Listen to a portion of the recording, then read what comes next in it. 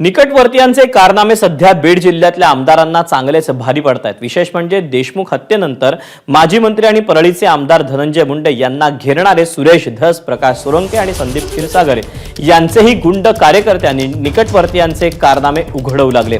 त्यामुळे जिल्ह्यात आका झाले उदंड आणि पोचतायत कार्यकर्ते गुंड असं म्हणायची वेळ आली आहे। काल राष्ट्रवादी शरदचंद्र पवार पक्षाचे आमदार संदीप क्षीरसागरांच्या पीएनं केलेली मारहाण उघड झाल्यावर आता राष्ट्रवादीचे आमदार प्रकाश सोळंकेंच्या निकटवर्तीय सुशील सोळंकेची गुंडगिरी ही चव्हाट्यावर आली। सुशील सोळंके आणि त्याच्या पत्नीने एका मल्टी सर्व्हिसेस दुकान चालकाला बेदम मारहाण केली। गुन्हा दाखल होऊनही आरोपी अजून फरार आहे। बीड जिल्ह्यातले कोणते आमदार आपल्या कार्यकर्त्यांमुळे अडचणीत आलेत, एक नजर टाकूया। आमदार धनंजय मुंडे, मतदारसंघ परळी, पक्ष राष्ट्रवादी, गुंड कार्यकर्ता वाल्मिक कराड आणि गँग, सरपंच संतोष देशमुख हत्या प्रकरण, खंडणीखोरी आणि जिल्ह्यात दहशतीमुळे तो चांगलाच परिचयाचा आहे। आमदार सुरेश धस, पक्ष भाजप, मतदारसंघ आष्टी, गुंड कार्यकर्ता सतीश भोसले उर्फ खोक्या, ढाकणे पितापुत्राला बेदम मारहाण, गुंडगिरी, पैशांची उधळण आणि अवैध शिकार प्रकरणात सध्या तो चर्चेत आहे। तर आमदार संदीप क्षीरसागर, मतदारसंघ बीड, पक्ष राष्ट्रवादी शरदचंद्र पवार, वाद पीए जय मल्हार बागलकडून शोरूम मॅनेजरला मारहाण करण्यात आली।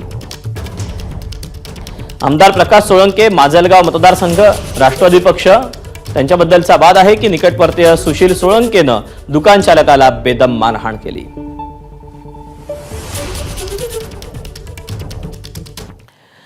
आपल्या राजकारणात नेते कसे कायदे धाब्यावर बसवतात याचं ताजं उदाहरण देखील पुन्हा एकदा समोर आलं।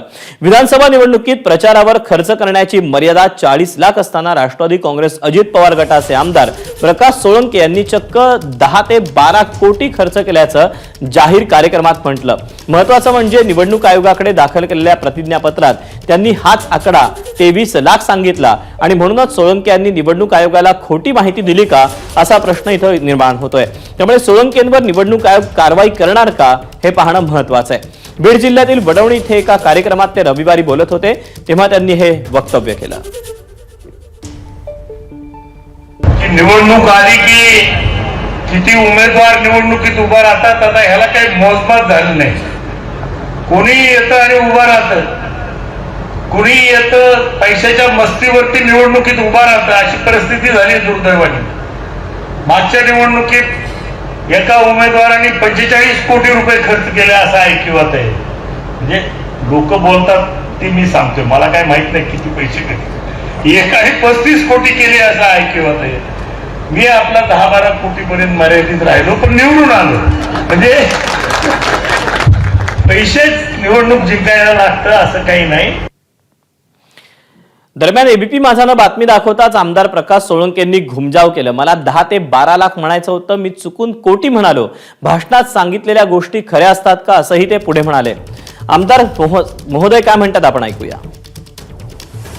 मी भाषण झाल्याबरोबर सांगितलं की हे कोटी हे चुकून आलं, ते लाखात आहे खर्च असं मी जाहीर केलं तिथं। 40 लाखाचं पैसे मला पक्षाने पाठवले होते, त्यापैकी 23 लाख रुपये काहीतरी खर्च झाला आणि उरलेला पैसा मी पार्टीला परत करून टाकला, कारण खर्चच झालेला नव्हता। एबीपी माझा, उघडा डोळे बघा नीट।